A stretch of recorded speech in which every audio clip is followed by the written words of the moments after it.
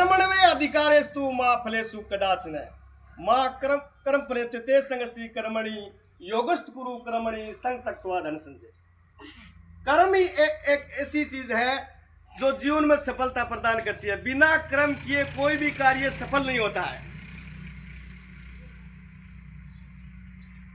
उद्यमेन ही कार्याणि सिद्धन्ते, संस्कृत में है उद्यमेन ही कार्याणि सिद्धन्ति न ही मनोर्थे न ही सुप्ति से सिंह से प्रविशन्ति मुखे मृगा। उद्यमेन यानी कार्य करने से, यानी मेहनत करने से ही कार्य की सिद्धि होती है, न कि मन के चाहने से।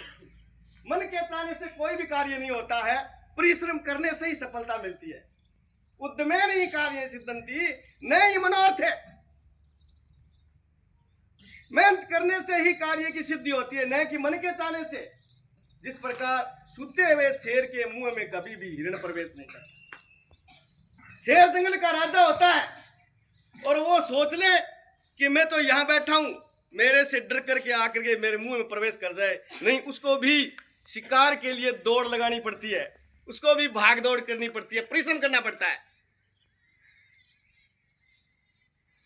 भगवान श्री कृष्ण ने कहा था यदा यदा ही धर्मस्य ग्लानिर्भवति भारत अभ्युत्थानम् अधर्मस्य तदा आत्मानं सृजाम्यहं परित्राणाय साधूनां विनाशाय च दुष्कृतानां धर्म संस्थापनार्थाय संभवामि युगे युगे। उन्होंने कहा कि हे पार्थ, जब जब धर्म की हानि होती है, जब जब धर्म की हानि होती है,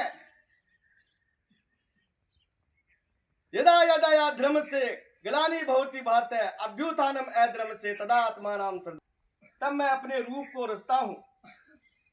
मैं सत्कर्म करने वालों का उद्धार करने के लिए, दुष्कर्म करने वालों का संहार करने के लिए और धर्म की स्थापना करने के लिए मैं युग युग में प्रकट होता हूं।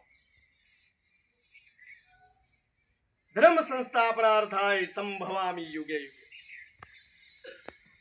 उन्होंने कहा कि